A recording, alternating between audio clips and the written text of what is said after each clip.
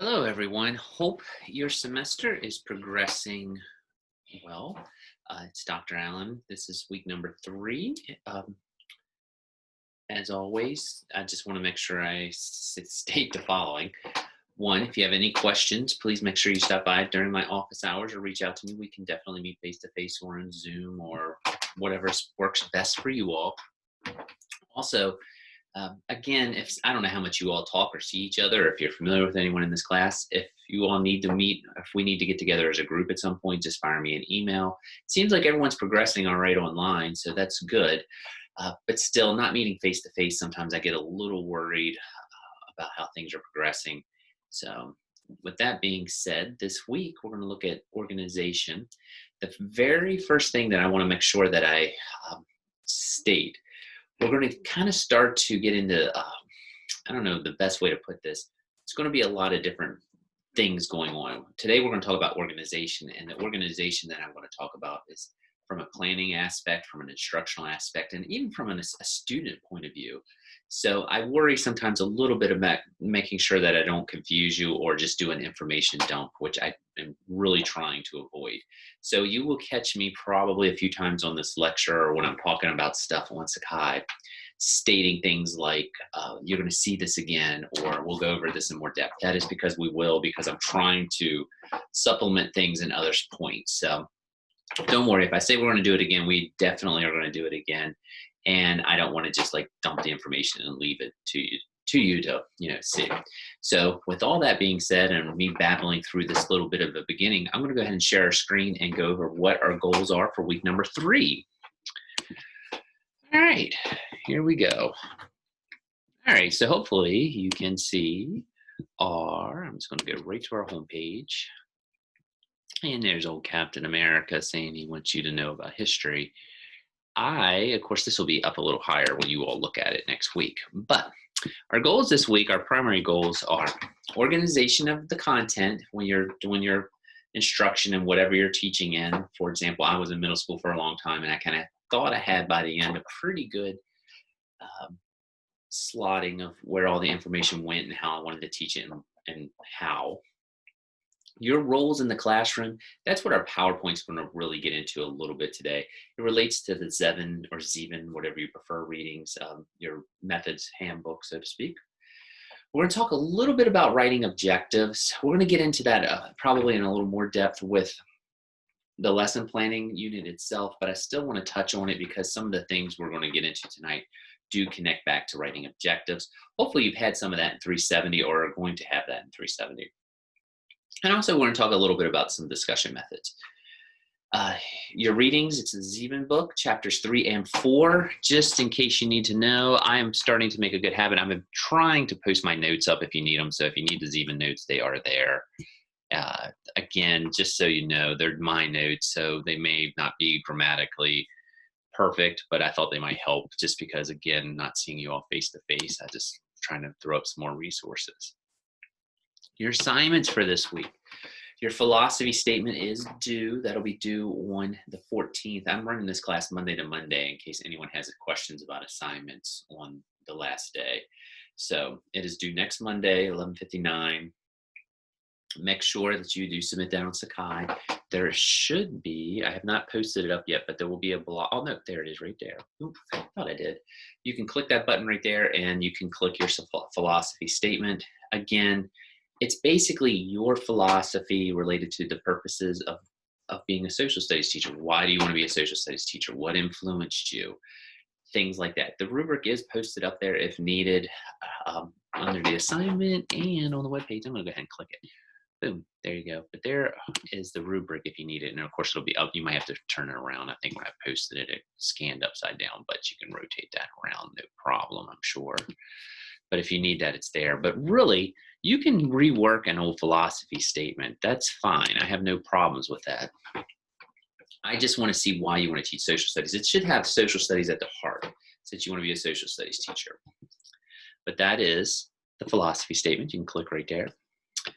The other thing, your blog too, there will be a blog video up. I saw some of the initial blog reactions to the 2 websites and PowerPoint Palooza, and the living room candidate and such, they're up. It'll be a short video again. I'm going to try to keep those around no longer than 5 minutes, but your reactions to that will be due.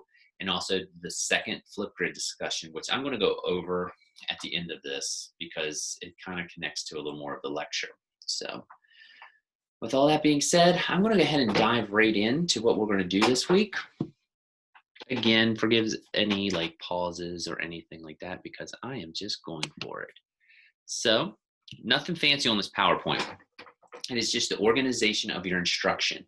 This lecture is actually kind of connected to a little bit to the readings, but I'm probably going to branch off a little bit, especially because we're not meeting in a classroom. So forgive me, but I'll try to make sure everything is still rooted in this instructional method. I'm looking at the screen right now and doing my little narrow focused movement. All right. Well, if you did your readings, and if you didn't, or if you looked at the notes, I'm going to tell you this again. But basically, when you are teaching, when you are in your social studies classroom, you have various roles. Your textbook kind of gets into this, and I kind of like them. So I'm going to stick with them. This is the two that he gets into right off the bat are the didactic role and the reflective role. And just to kind of tell you the difference, what the differences are, the didactic role is you're the authority. You're the expert on everything. You're the source. You're the resource for the information being given out. You sort the information and serve as a filter to the information. What I want you to get out of that, that's probably the traditional viewpoint of what a social studies teacher is, for better or for worse. That's that teacher-centered approach. By the way, I'm just going to flat out say this because I know you hear this in a lot of different classes. I'm not here to tell you that there won't be moments where you have teacher-centered classrooms. You probably are going to do lectures. Most of the classes you probably have in colleges have some aspect of being more didactic. The expert is the professor and they teach. That happens. If you're teaching AP, it's probably going to happen a lot. What's important is you need to balance and bring in other things that are student-centered also. You can't just sit up there and lecture every week, every day. I'm sure you've had classes like that. And you have to remember one important thing about this. I love history. I was a history major before I was a social studies teacher. If you saw in my bio, I was a history major here at Shepherd, went to WVU, got my certification in social studies and such. I can sit and listen to lectures. I enjoy it. It's what I am. 99.9% of your students are not going to be into that on an everyday basis though. So will you do the didactic role? Yes, you're going to have to. You've got to introduce information and such, but you just need to recognize that you can't always be that role. You can't always be the didactic person in the classroom. Number two, the second role that's mentioned in your textbook, and again, I like, is the reflective role. It's when you're teaching and you're almost more of a questioner. You're using that Socratic type approach where you're always questioning, you're asking that why, and you want your students to arrive at the answer. Now we'll get into this a little more with the semester, and I'll actually probably post up some sample ones. The Socratic approach is a very popular way for a lot of social studies teachers to teach now. It's one way to get your students active in researching and doing inquiry-based things, which we'll talk about. And you do have a little bit of didactic type things at the beginning where you're introducing the content, but the students have to get into that whole idea of arriving at that big question.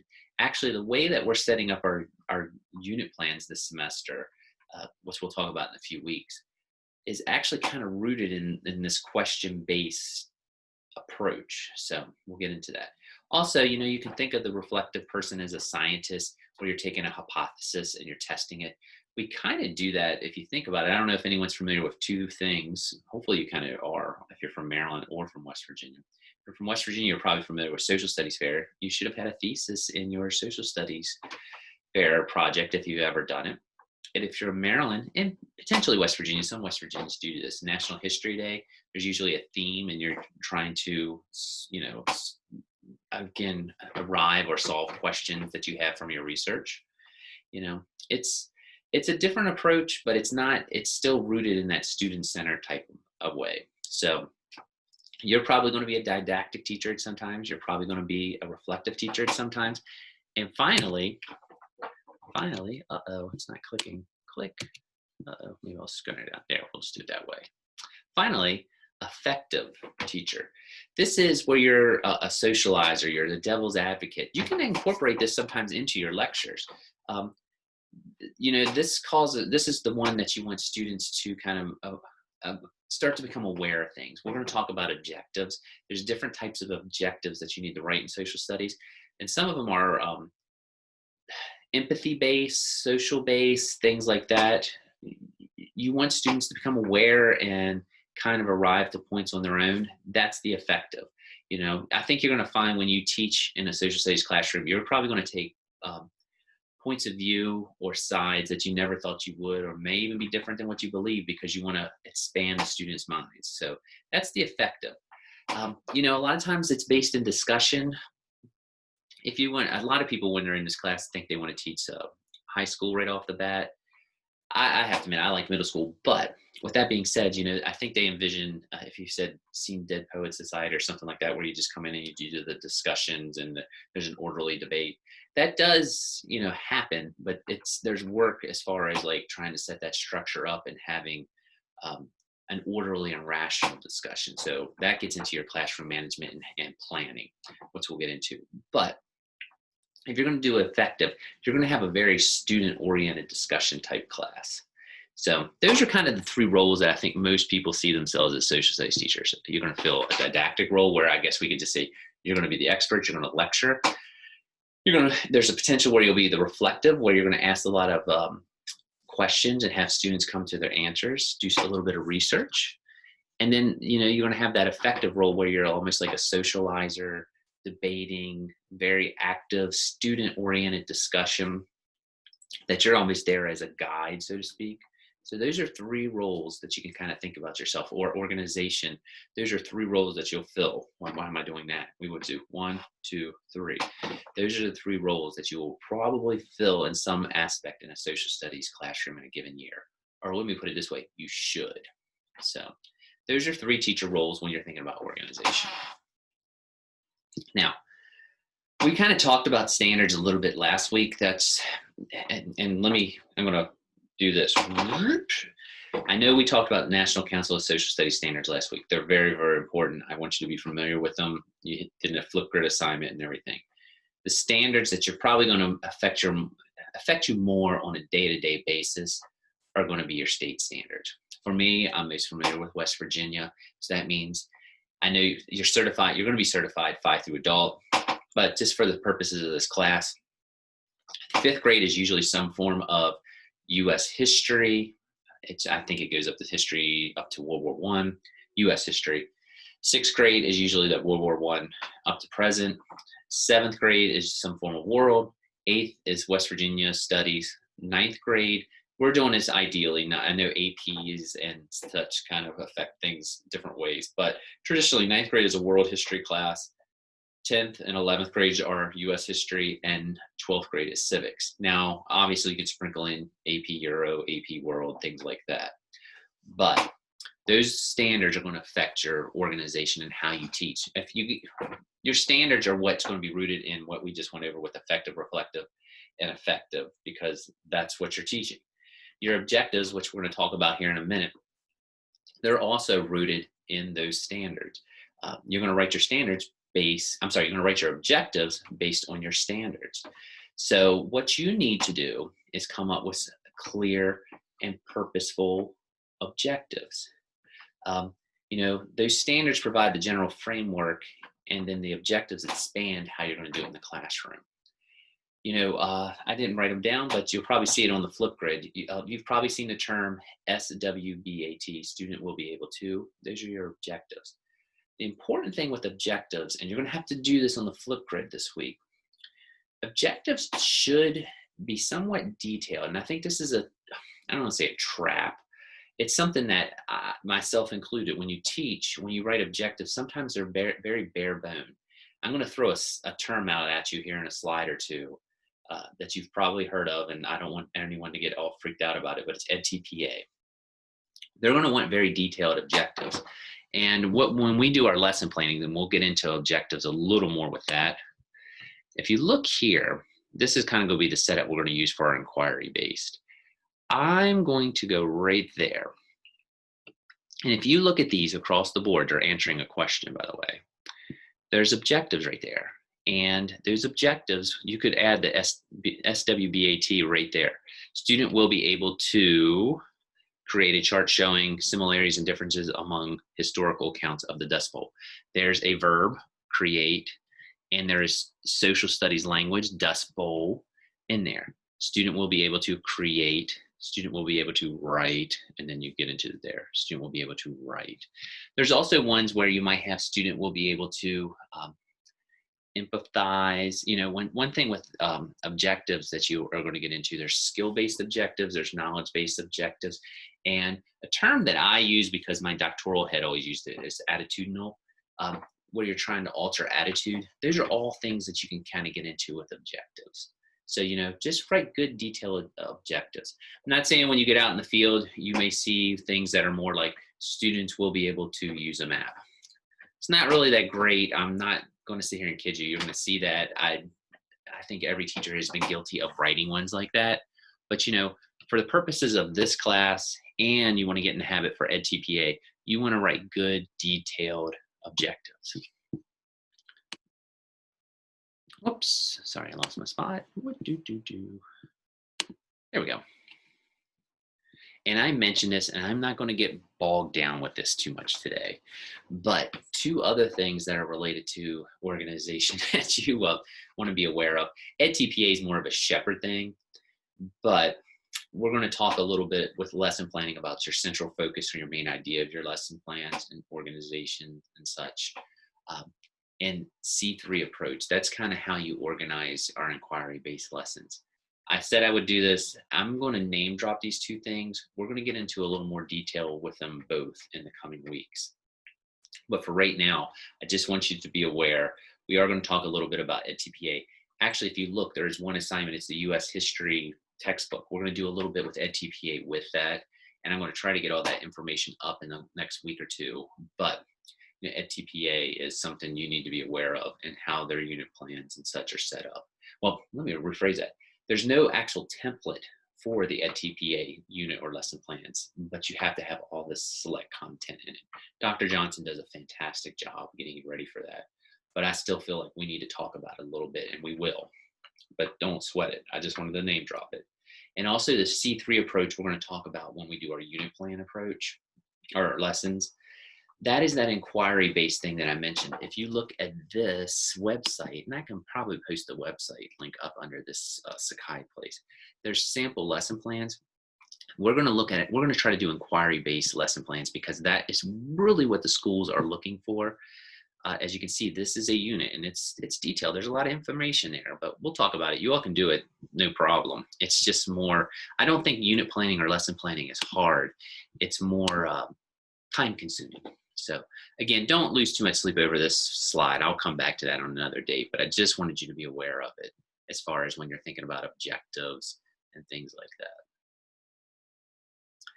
All right. One thing to kind of jump back in. We talked about lecturing and asking student questions and things like that. When you are developing your lessons, you need to think about, the idea of having them be student-centered. There's different ways to do that. And again, I'm not sitting here telling you there's not times that you won't lecture, but you want to limit that. You know, you want to think about independent projects such as, you know, the social studies fair in West Virginia. You want to think about role-playing things. I actually will, one of our resource things is actually going to be on something called Interact and Choices. They kind of get into role plays and simulations that you can do in the classroom. Maybe one actually, and you're welcome to come check it out if you want to come to my office. It's on Joan of Arc, and it's a trial of her. I was actually over at Boonesboro High School last semester, and they did a trial for Louis the 14th, which was actually very interesting. So, you know, there's different ways to do it, but role playing is pretty neat, and the simulations I put Interact on there. The only thing I will tell you about role playing, you better plan it well, only because you don't want students to think it's a joke, because sometimes you're going to do these role plays and they're dealing with very serious topics. I know the Holocaust Museum is not always big on having role playing, not for obvious reasons, because you don't want to belittle things, or have students laughing about stuff that's really not, it's not lighthearted. And by the way, let me give the students a little defense here. I don't think usually when they're laughing about things like that, it's because of the content, it's the situation. So you just want, the levity of it, so to speak, you got to be aware of. I usually always tell this when we're live, so I'll tell it right now. I worked with someone one time who did something they called it's called a poverty simulator. And her heart was in the right place, but she was trying to replicate how hard it was to live on a little bit of income, which is a very serious and real topic. The problem is the way she had constructed it and had the students they were running it, so to speak.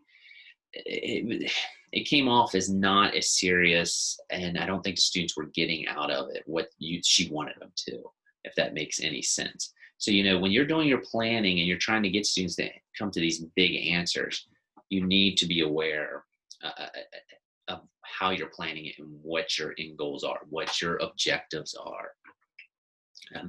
You can also have students do small group projects. I was a big small group project guy. A lot of times, even it was just creating Google Slides, and they were doing different things they had to do in there, and they had to work as a team. You can also debate. We're going to talk about debating a little more when we get into the civic section and some civic approaches. I like debating a lot. I did a lot of them in my 8th grade classes when I taught middle school. The only thing I will tell you about debates, make sure you have a strong plan and you have guidelines set up, because debates cannot be just students yelling at each other across the room. They're not going to get what they need out of that. You need to have formal ideas. I used to assign the topics. I never let the students usually pick what side they wanted to be on, because I wanted them to see other points of view. I usually also would do like pair debates where they had to each take a different role on the team, and whether it was rebuttals or making the affirmative statements and things like that. So when we get into civics, I'll get into that. But these are all things you can do that are student centered, and that's really what I want you to get out of this today. So again, don't just lecture. I'm going to go through this real quick. I have a feeling you probably know this, and I have a nicer, clearer chart that's posted up on Sakai. But Bloom's taxonomy is something you always want to keep in mind when you're writing objectives and are teaching. You want students to, recognize these blocks. You're evaluating, analyzing, applying, understanding, remember. If you have not seen Bloom's taxonomy, which I have a feeling that's probably no one in this class, but just in case, remember, your bottom level are your more general recall type things. And then as you get up here, these are more your critical thinking type things. Eventually you want your class to get up into this area. Sometimes it's very easy to be down in here. And by the way, I think this is very important. You have to understand this sometimes to get to here, but still, this is the end goal.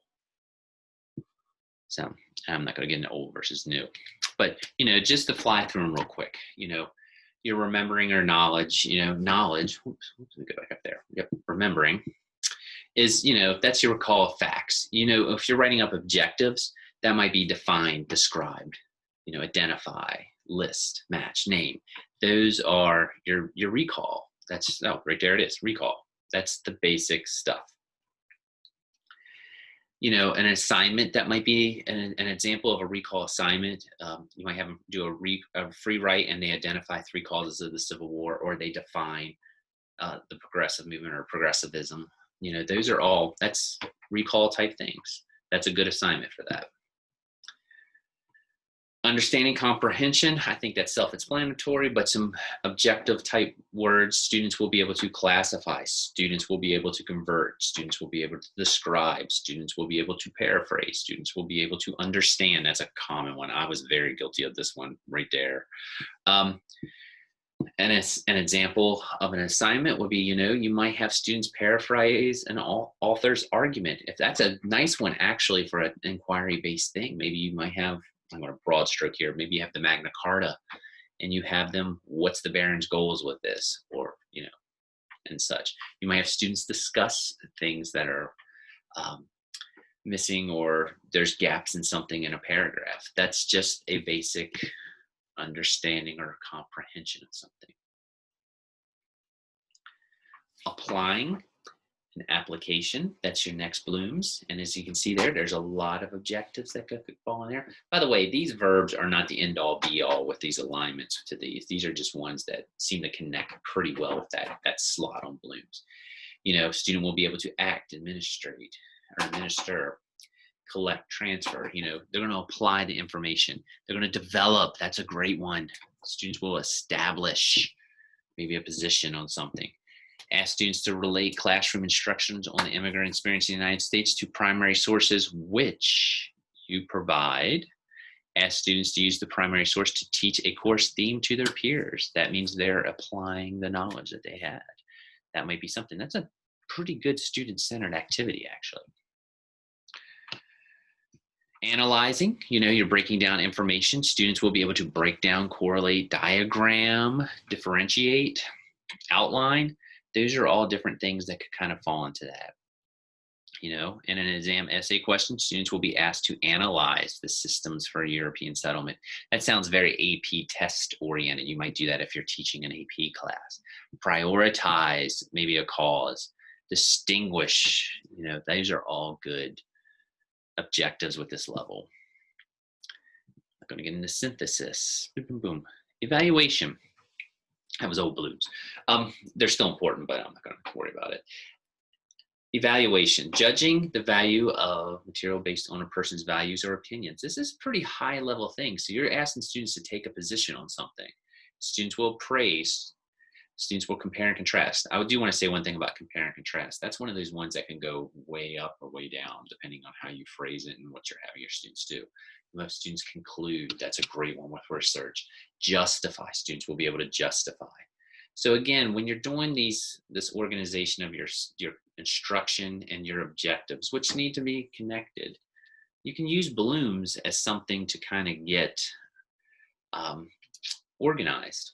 I mean, it's as simple as that. And in terms of what you're going to do, especially writing your objectives. And again, on that last one, evaluation, just have students write a 5-page essay, compare and contrast the two authors' point of views. If you look, these are examples. They're very writing oriented. You can definitely branch out on this, and we're going to talk about other ones, but these are just, basic examples. Don't just get caught into giving true, false, or test questions. And please don't just lecture. That's the one thing you don't want to do.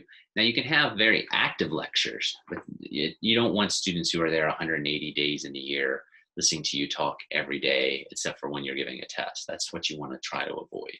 So, and a lot of times social studies teachers and science teachers seem to love to do that. So, oh, there's creating. I forgot about creating. Oops. Creating. Students take information and create a new product or point of view. Students will assemble, construct, design, formulate.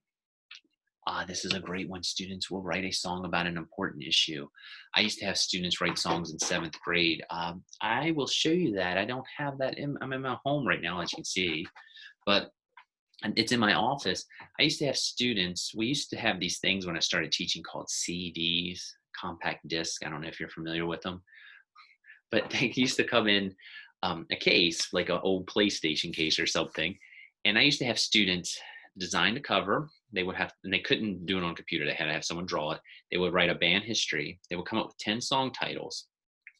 And they'd have to write lyrics for a song. And I had a rubric with certain things. They would do it about a country. So if they were doing like Ireland, the song would be something about Ireland, like Kiss the Blarney Stone. And there would be like, they'd have to have 5 places in Ireland listed and 3 historical figures and 2 dates or something. And they would just write a song, and students loved it. I had students one time who did something on Germany. They brought in a tuba. One of them was in the band and was a tuba player, and they kind of made it, this is terrible, but it went boom, boom, boom, boom. And they would like come up with these things about Germany. One thing, I'm glad actually I mentioned that. We'll talk about this a little bit too, but I mentioned the Holocaust. Whenever I would do things like that, again, I would set parameters. I didn't want anyone. I mentioned Germany. Obviously, we all know, the 1930s, 40s in Germany were a pretty serious thing.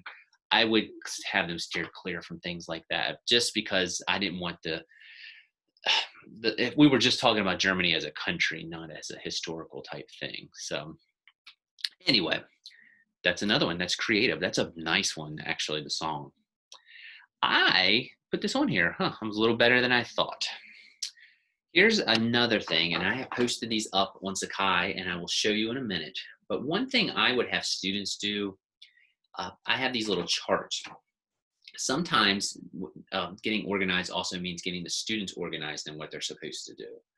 I have two charts. They're going to be on your resource things this week too, and I will show you them. But when we did document analysis, I like the acronym HIPPO, which kind of gets into things where students have to look at a document and organize it and kind of understand what it's about. And as you can see, the H was historical context, intended audience, purpose, point of view, outside information. So if we were doing something like in US history and we were on the Declaration of Independence, I might put students in groups and they might do a document analysis using HIPPO as the basis and kind of answer these questions that are underneath each one. I have posted this up under Sakai if you need to see the questions. I'm not going to read each one for you. But it was just one way that I liked to do it. And as you can see, we did a little bit on ETBA. We'll come back to that with this one. But HIPPO is right there. And actually, just to give you an example, I did have these in my office. I dug them out before we started lecturing. I don't know if you can see it. Hold on, let me stop sharing. Maybe that'll work. Stop share. I would have students do boards and they would answer the questions. You can't really see it very well, but this was on the Bayeux Tapestry, which was, something that was related to the Norman Conquest. As you can see, backwards, but, and they would do that. They would answer the questions and then we would kind of dive into it. So that was one organization method that helped me know where the students were going, and also it helped me understand what they knew. And it also was something where it was organized and I knew we were doing an inquiry-based thing. So that's another form of organization. Another one that I did was called grapes. And there's different questions associated with each one of these too. But when I taught world history, especially when I did 7th grade, one thing, especially if you teach in West Virginia, you'll find students haven't been exposed to a whole lot of world history up until 7th grade. It's just the way our standards are laid out. In Maryland, I think it's 6th grade because they do that. Sometimes if we were talking about a region or a culture or even a nation, I would do something called grapes, and we would do a little bit of an organization as far as understand where that country is, where it is, why it believes what it did, how did its history affect it. And again, I would do charts. I have another one. I call it grape. I didn't call it. I'd love to say I came up with this. I did not, but I had another sample one. This was when someone did it on Sweden, and we would do the history. We were getting ready to do Vikings, but I just wanted them to understand the area and where the history was. And this usually took a day, but if you look, they were answering things about Sweden. And actually, if you're wondering why there's TNT there, that's because Nobel Prize, he was from Sweden. So they drew a little thing on there and put it on there. It would just get us kind of familiar with the region and such. But there's different ways to organize. Sometimes it's you, and that's what most of this is about instruction. Don't lecture all the time. Have student-centered stuff. But it's also about students sometimes too, making sure they know where they're going. And I think sometimes using these two things help their charts. And I think that's the last thing on there. These, just as a preview, we're going to get into these slightly with your resources. There's a few things on there, but they're two of the ones that I wanted to show you. So let me go out here and go back over here. So that is basically organization for this week. Don't forget, when we get going here, you got a flip grid that if you look here, when you click on it, and you click and go to the flip grid, you have to do two things. You're going to create two objectives from a list of topics. Students will be able to, like the Crusades, French Revolution, American Revolution. I'm open to whatever you want to do. If you want to go high end, that would be great. I just want to see what you kind of come up with. This isn't a pass fail type thing. It's just to kind of get you used to thinking with your objectives. So maybe the students will be able to identify on a map of the Middle East where major battles of the Crusades took place. I also want you to think of two higher level questions, think blooms that you would maybe ask your students related to your topic. So you might want to look at that chart and kind of say, by, what do you think? Well, let's go back to blooms. Let's just, instead of me babbling here, let's go back. Da-da-da-da-da-da. And if you look, organization, I put a little chart on there for you. I'm going to click on it and download it. And let's pull it up. Here you go. So you're going to think of 2 questions related to blooms that might be on there. So just think higher level type stuff. You don't have to use these words. These are more for blooms, but how do you think, you might do something like, how do you think crusaders employed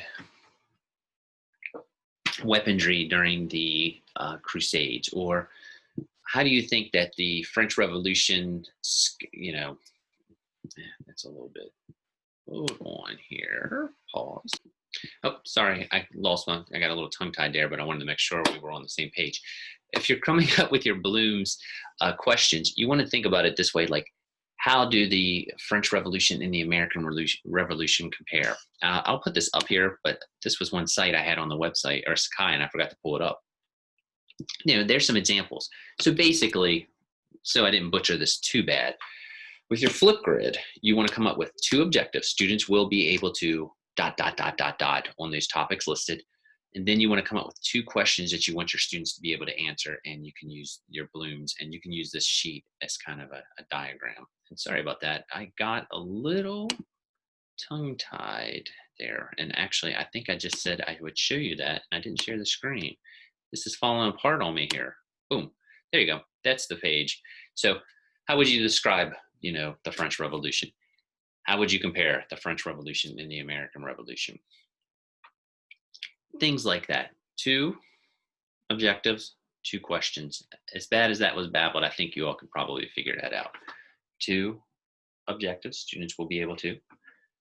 2 questions on the same topic. If you want to do a topic that is not on that list, let me pull it back up. Close that out.